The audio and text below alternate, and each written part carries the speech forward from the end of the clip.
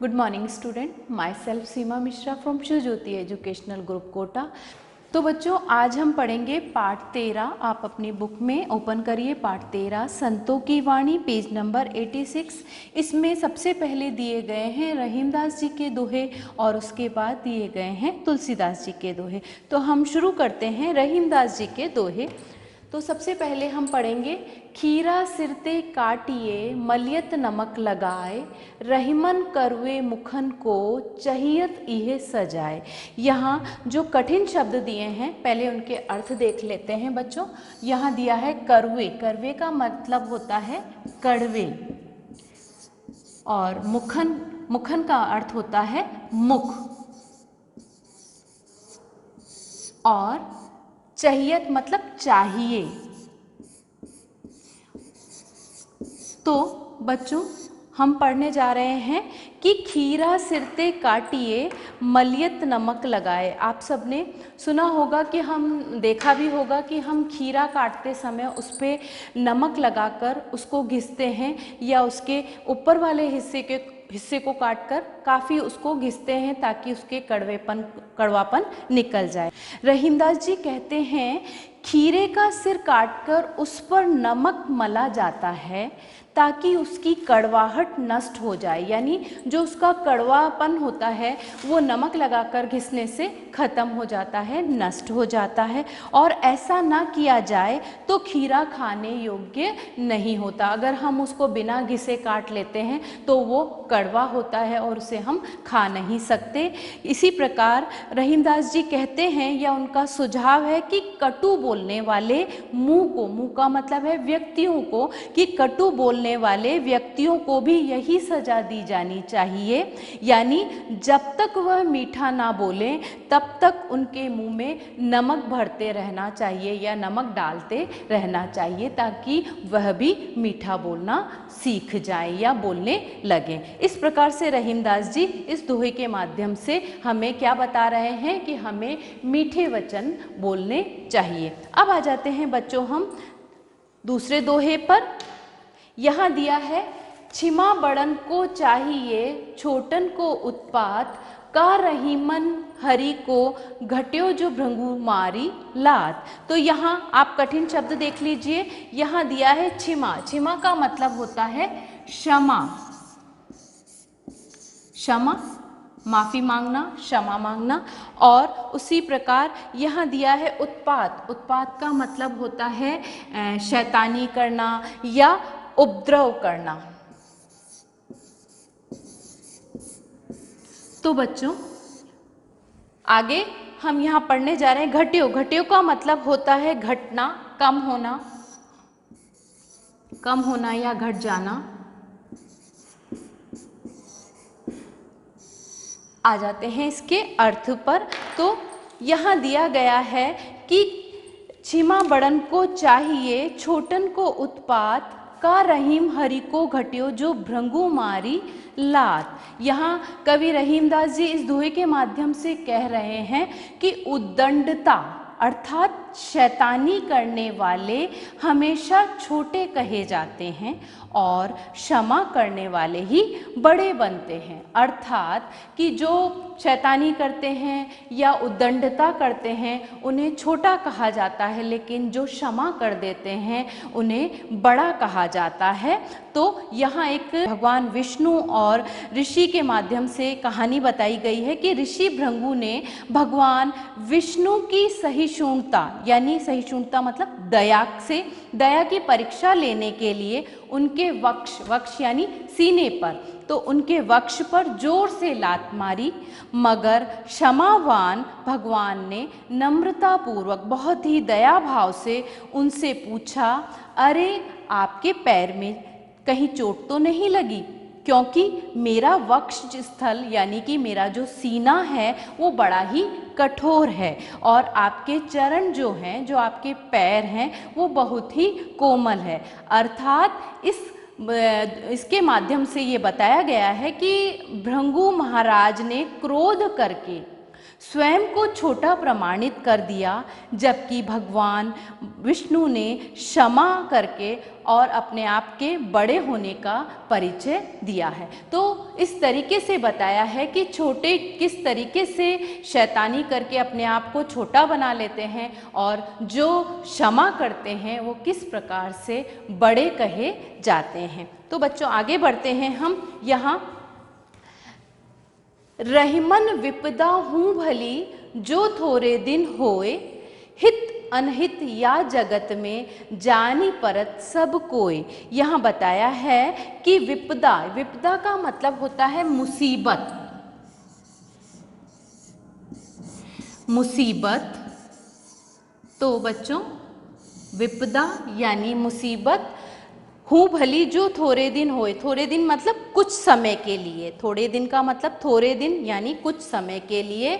और यहाँ इस दोहे के माध्यम से हम जानेंगे कि रहीमदास जी इस दोहे के माध्यम से क्या कह रहे हैं। रहीमदास जी कहते हैं कि विपत्ति अर्थात परेशानियां ही भली होती हैं जो थोड़े दिन के लिए आती हैं, लेकिन इसी दौरान हमें ये पता चलता है कि हमारे हित की या हमारे अच्छे की चिंता कौन करता है और हमारा अहित कौन चाहता है या हमारा बुरा कौन सोचता है। यानी ये जो हमारे बुरे दिन आते हैं, परेशानियों वाले दिन आते हैं, उसी समय हमें हमारे शुभ चिंतक, हमारा अच्छा सोचने वाले व्यक्तियों की पहचान हमें होती है और उसी समय हमें इन सब बारों के बारे में जानकारी मिलती है। आगे बढ़ते हैं बच्चों हम।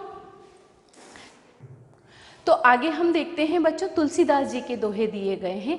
एक घड़ी आधी में पुनि आध, तुलसी संगत साधु की हरे कोटि अपराध। यहाँ दिया गया है कि घड़ी का मतलब यहाँ समय से है बच्चों, समय, और कोटि का मतलब यहाँ दिया है करोड़ों।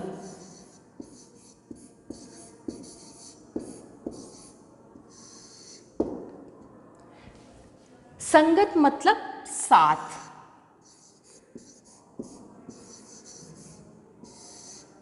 तो बच्चों हम इस दोहे के माध्यम से देखेंगे कि क्या बताया गया है।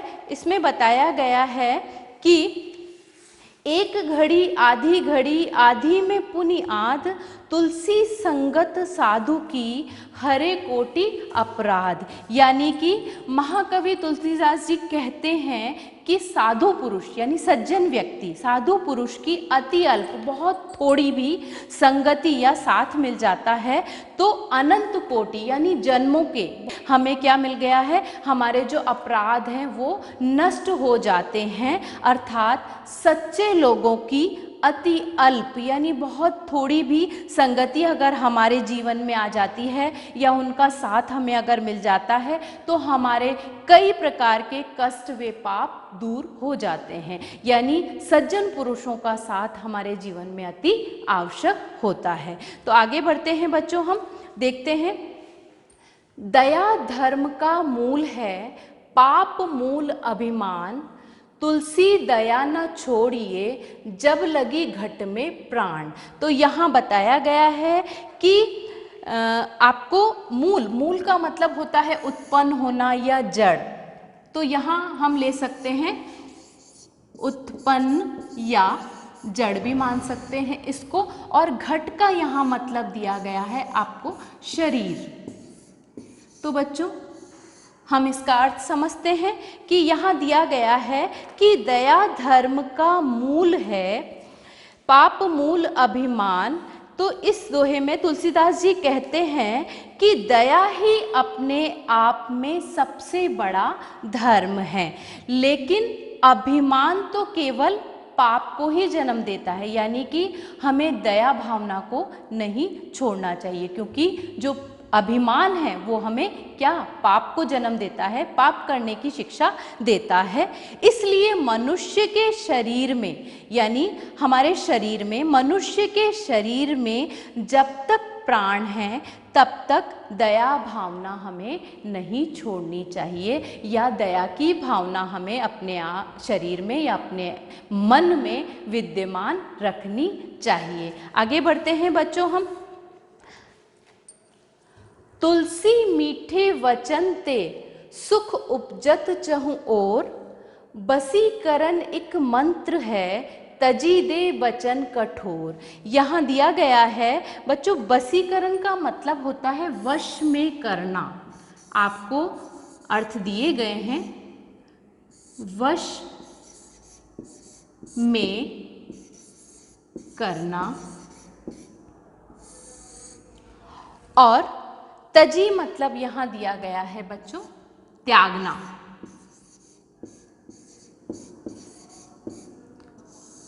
तो हम इसके अर्थ को समझते हैं कि तुलसी मीठे वचन ते सुख उपजत चहु ओर, यानी तुलसीदास जी कहते हैं कि मीठे वचन बोलने से चारों ओर खुशियां फैल जाती हैं और सभी और सब कुछ खुशहाल नजर आता है या खुशी चारों ओर नजर आती है।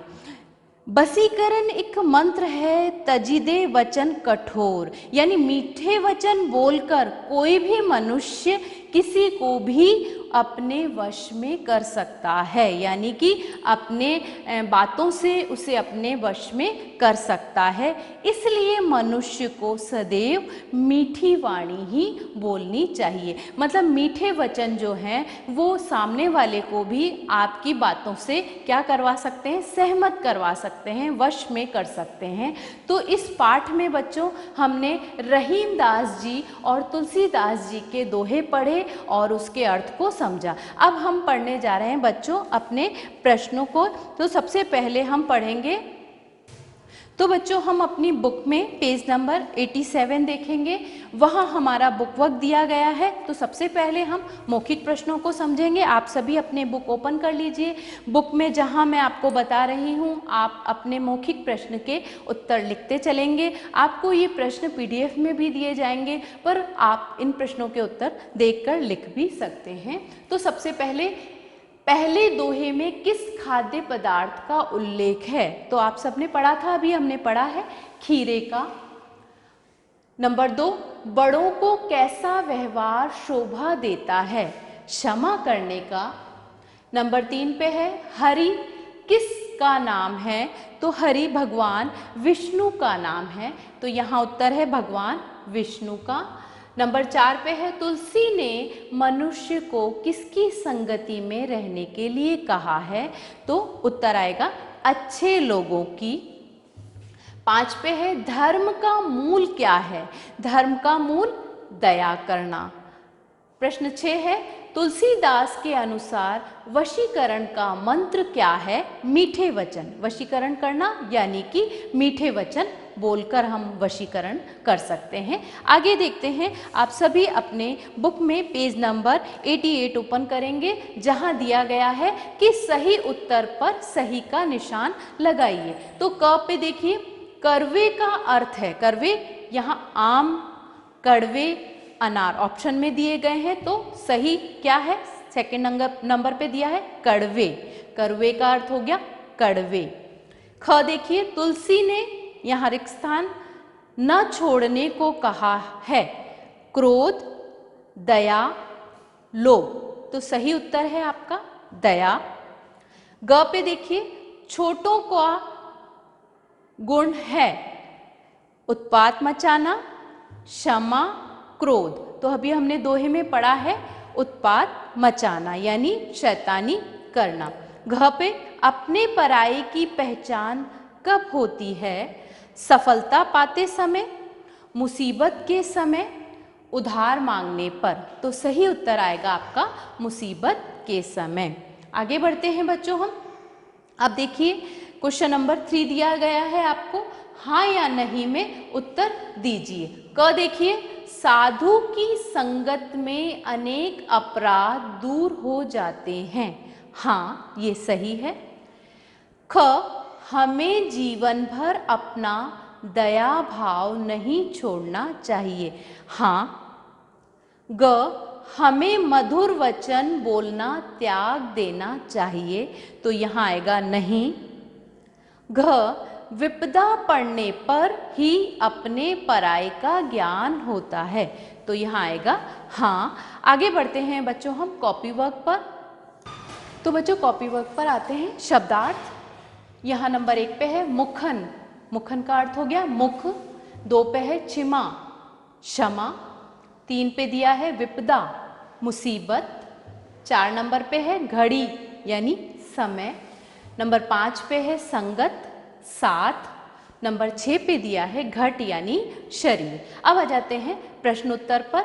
तो निम्नलिखित प्रश्नों के उत्तर लिखिए। प्रश्न नंबर 1 है, रहीम ने कड़वा बोलने वाले व्यक्तियों को कैसी सजा देने का सुझाव दिया है? तो उत्तर है, जिस प्रकार कड़वे खीरे का सिर काटकर उस पर नमक लगाया जाता है, हम नमक लगाते हैं उसके कड़वेपन को हटाने के लिए, उसी प्रकार कड़वा बोलने वाले को भी सजा मिलनी चाहिए। तो प्रश्न 2 पे आते हैं बच्चों, रहीम ने विपदा को भला क्यों कहा है?